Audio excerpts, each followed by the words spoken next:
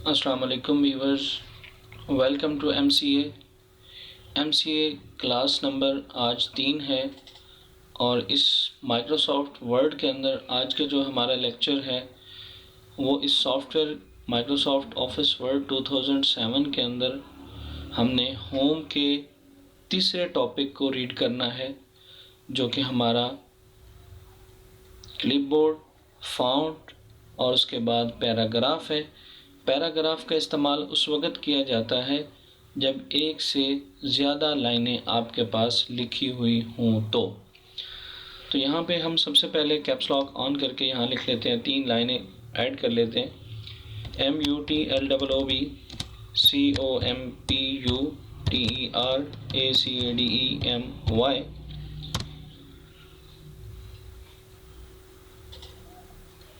इसके बाद हम इंटर करते हैं SOFTWARE सॉफ्टवेयर, HARDWARE।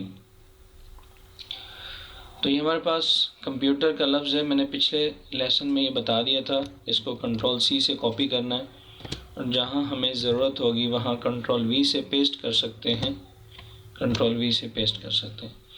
तो आज ये हमारी 3 लाइनें हैं और 3 लाइनों का इस्तेमाल हम पैराग्राफ के अंदर करते हैं।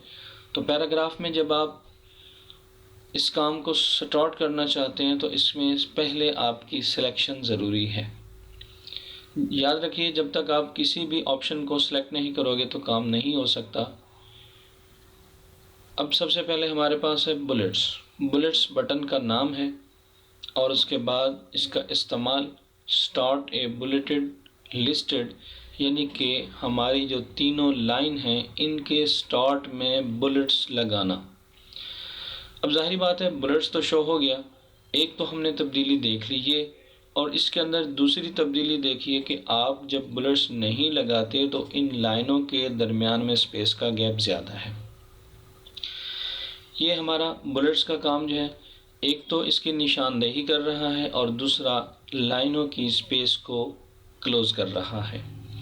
उसके बाद नंबरिंग है, नंबरिंग 1 2 3 अल्फ़ाबेटिक ABC और रोमन में आप अपनी काउंटिंग कर सकते हैं और लाइनों की स्पेस को भी क्लोज कर सकते हैं। इसके बाद है मल्टी लेवल लिस्ट। कंप्यूटर अपनी मर्ज़ी से फॉर्मेटिंग, सिलेक्शन, हेडिंग अपनी मर्ज़ी से दे सकता है उसका फॉर्मेट, तो ये आप इसको अप्लाई कर सकते हैं। नेक्स्ट, इसको क्लियर फॉर्मेटिंग यानी वापस अपनी असली हालत में लाने के लिए आपको क्लियर फॉर्मेटिंग बटन पे अप्लाई करना होता है। उसके बाद है डिक्रीज इंडेंट और इंक्रीज इंडेंट। डिक्रीज का मतलब होता है पेज की वैल्यू कम करना। अब देखो जी, सबसे पहले तो पेज की वैल्यू यहाँ बिल्कुल है ही ख़त्म, क्योंकि ये हिस्सा तो मार्जिन का है। अब इसको हमने इंक्रीज इंडेंट करना है।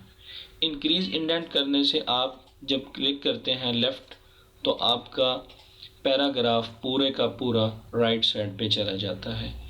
अगर आप इसको डिक्रीज इंडेंट करते हैं तो आपका पूरा का पूरा पैराग्राफ लेफ़्ट इंडेंट में चला जाता है।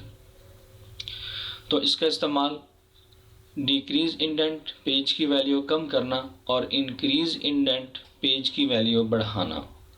तो ज़ाहिरी बात है, आपकी लेफ़्ट पेज की हालत जो बढ़ गई तो आप इंक्रीज़ कर रहे हो, अगर डिक्रीज़ करोगे तो पेज की वैल्यू कम हो जाएगी। उसके बाद असेंडिंग और डिसेंडिंग, इसका बड़ा अच्छा इस्तेमाल है कि A to Z अल्फ़ाबेटिक को शॉर्ट सेलेक्ट करके आपको तरतीब में देता है।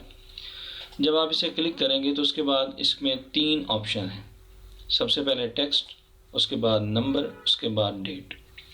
अगर आप चाहते हैं कि टेक्स्ट को मैं असेंडिंग तरतीब में रख दूं तो सॉफ्ट जो है S उसका पहला लफ्ज़ है और हार्ड उसका दूसरा वर्ड है, तो इसमें H पहले आता है अल्फ़ाबेटिक की तरतीब से, S बाद में आता है।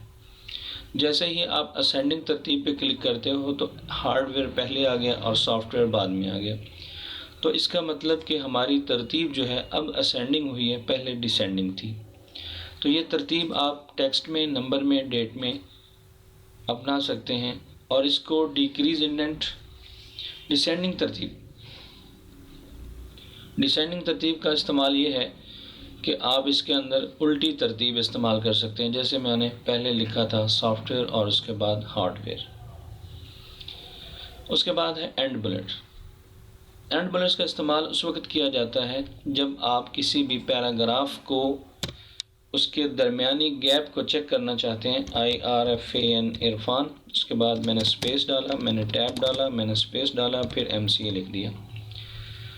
तो इसके दरमियान में जितना भी हमारा गैप है वो कौन सा है, कितनी मरतबा स्पेस और कितनी मरतबा टैब हमने डाल दिया, इसको चेक करने के लिए आपने एंड बुलेट्स का इस्तेमाल करना है। तो वो बता रहा है show paragraph marks and other hidden formatting symbols.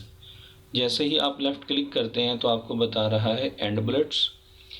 उसके बाद मैं आपको जूम करके दिखाता हूँ कि इसमें मैंने 3 मरतबा स्पेस, 3 मरतबा टैब, 2 मरतबा स्पेस डाल के बाद में MCA लिखा। तो ये आप इसको शो एंड हाइड क्लिक कर सकते हैं। उसके बाद जूम एरिया में कम कर लेता हूँ,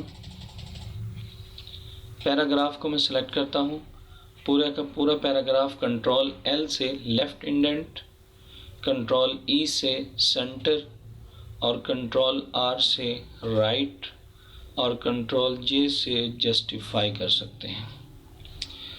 जस्टिफाई आपस में लाइनों को एक मुंजमद जगह रखना, यानी कि उसको टूटने ना देना, इसका इस्तेमाल है। और लफ्ज़ को टूटने देना ये हमारा लेफ़्ट इंडेंट, राइट इंडेंट और सेंटर इंडेंट है। अब उसके बाद लाइन स्पेसिंग, लाइनों के दरमियान में स्पेस बढ़ा देना और लाइनों के दरमियान में स्पेस को क्लोज कर देना। अब इसमें आप रिमूव स्पेस आफ्टर पैराग्राफ, यानी कि हमारे इस पैराग्राफ के अंदर बिल्कुल गैप रहे ही ना, तो आप इसे ख़त्म कर देते हैं। अगर इसमें गैप देना चाहते हैं तो ऐड कर सकते हैं। उसके बाद ये हमारा बहुत ही अच्छा सा बटन है जो कि बतौर सुर्खियों के काम आता है। टेक्स्ट हाईलाइट कलर और शेडिंग कलर जो है, इसका इस्तेमाल ये है कि आप इसके टेक्स्ट को हद तक कलर देकर उसकी हाईलाइटिंग कर सकते हैं। और इसका जो इस्तेमाल है शेडिंग कलर, वो आप इसमें रिवर्स पैटर्न भी खुद ब खुद बनेगा और इसके हद से बढ़ के कलर भी आप फिल कर सकते हैं। तो ये एक रिवर्स पैटर्न भी खुद ब खुद बन गया और शेडिंग कलर भी हो गया। लेकिन अगर आपसे इसी चीज़ के बारे में टेक्स्ट हाईलाइट से सवाल किया जाए तो टेक्स्ट हाईलाइट का मतलब ये है कि टेक्स्ट की हद तक कलर को फिल करना और उसके बाद फिर दोबारा सेलेक्ट करके फ़ॉन्ट कलर को कलर देना। तो ये हमारा हाईलाइट कलर है और ये हमारा शेडिंग कलर है। तो कंट्रोल Z से वापस।